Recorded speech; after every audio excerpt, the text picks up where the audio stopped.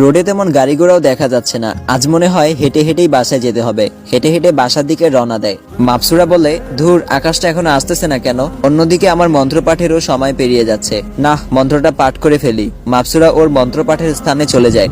মাপসুরা মন্ত্র পাঠ করা শুরু করে। আজ প্রায় 2 মাসেরও বেশি সময় হয়ে গেছে সে মন্ত্র পাঠ করছে। আর কিছুদিন মন্ত্র পাঠ করলে সে আবার তার শক্তি ফিরে পাবে। মাপসুরা মন্ত্র পাঠ করছে আর তার চোখ জোড়া সবুজ হয়ে গেছে। চোখ থেকে আলো জ্বলছে। আকাশ হঠাৎ ঘরে পৌঁছে দেখে বাগানের পাশের একটা জায়গায় আলো জ্বলছে। পরে সে চুপি চুপি সেখানে যায় আর গিয়ে দেখে মাপসুরা একটা বই খুলে কি যেন পাঠ করছে। আর তার চোখ জোড়া থেকে এক ধরনের সবুজ আলো বের হয়ে আশেপাশের জায়গাটা আলোকিত হয়ে গেছে। আকাশ তো সাথে সাথে ভয় পেয়ে যায়। সে সেখানে চুপ করে লুকায় থাকে। তার মানে মাপসুরা আমার অগোচরে এইসব কার্যক্রম চালাচ্ছে। মাপসুরা মন্ত্র পাঠ করে তাড়াতাড়ি ঘরে গিয়ে আলমারিতে বইটা লুকিয়ে রেখে দেয়, কারণ যে কোনো সময় আকাশ চলে আসবে। কিন্তু আকাশ যে এসে গেছে সে জানে না। আকাশ লক্ষ্য করে মাপসুরা আলমারিতে বইটা রেখেছে। মনে মনে ঠিক করে, না, আমার এই বইটা দেখতে হবে। এই বইয়ের মধ্যে কি আছে যা মাপসুরা এমন রাতের বেলায় নির্জনে বসে পাঠ করছে। কিন্তু মাপসুরাকে জানতে দেওয়া যাবে না। আকাশ ঘরে ঢুকে মাপসুরা মাত্র বইটা রেখে খাটে গিয়ে বসেছে। আকাশ, তুমি কখন এলে? আকাশ বলল, মাত্র। মাপসুরা খাট থেকে উঠে গিয়ে আকাশকে জড়িয়ে ধরে আর বলতে শুরু করে, আকাশ, আমি না তোমাকে অনেক ভালোবেসে ফেলেছি। তোমাকে ছাড়া আমার কোনো কিছুই ভালো লাগে না। প্লিজ সবকিছুর জন্য আমাকে ক্ষমা করে দাও। তোমার অবহেলা আমি আর নিতে পারছি না।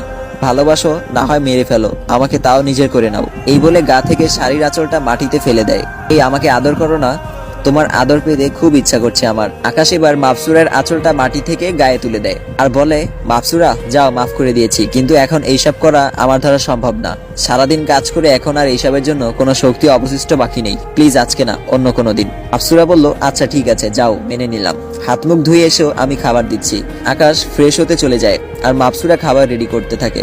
মাপসুরা মনে মনে ভাবতে থাকে, যাক, লাইনে আনতে পেরেছি অল্প করে। যে করেই হোক ওর মনে বিশ্বাস জোগাতে হবে। পুরোপুরি লাইনে আনতে হবে ওকে, না হয় খাটাসটাকে বলি দিতে পারবো না। আকাশ বলল, না, ওর চালে আমি পা দিব না। মাপসুরা, তোমার কি মনে হয় আমি বোকা? তুমি চাল চেলেই যাবে আর আমি কিছুই বুঝবো না? এটা কি করে হয়? আজ রাতে খালি তুমি ঘুমাও, তারপর দেখবো তোমার ওই বইটাতে কি আছে। তারপর মাপসুরা আকাশকে খাবার বেড়ে দেয় আর আকাশ খেয়ে এসে রুমে শুয়ে পড়ে। মাপসুরাও এসে শুয়ে পড়ে। মাপসুরা আকাশকে জড়িয়ে ধরে শুয়ে আছে, কিন্তু আকাশ আজকে কিছু বলে না, না হয় ও সন্দেহ করবে। তারপর মাপসুরা ঘুমিয়ে গেলে চুপি চুপি গিয়ে আলমারিটা খুলে বইটা বের করে। বইটা নিয়ে ঘরের বাইরে চলে আসে। তারপর বইটা ওপেন করে, কিন্তু কিছুই সে বুঝতেছে না, কারণ লেখাগুলো অন্যরকম। আকাশ এমন লেখা এর আগে কোনোদিনও দেখে নাই। এখন কি করবে সে? হঠাৎ সাজ্জাদের পরিচিত মানুষটার কথা মনে পড়ে। হ্যাঁ, উনি হয়তো বুঝতে পারে এতে কি লেখা আছে, কিন্তু বইটা নিয়ে গেলে তো আকাশ ধরা খেয়ে যাবে। তাই ফোনটা বের করে ছবি তুলে নেয় আর বইটা জায়গায় রেখে এসে ঘুমিয়ে পড়ে। আকাশ পরের দিন সকালে সে অফিস থেকে ছুটি নিয়ে সাজ্জাদ সহ ওই লোকটার কাছে যায় আর ফোনে তোলা ছবিগুলো দেখায়। লোকটা ফোনে ছবিগুলো দেখে মাথায় হাত দিয়ে ফেলে। আকাশ ভাই, আপনি তো শেষ। আকাশ বলল, মানে কি? লোকটা বলল, কারণ আপনার ওয়াইফ তার হারানো শক্তি ফিরে পাওয়ার জন্য আবারও ধ্যান করতেছে। আকাশ বলল, কি? আকাশ তো অবাক। লোকটা বলল, অবাক হওয়ার মতো কথা তো এখনো কিছু বলেই নাই।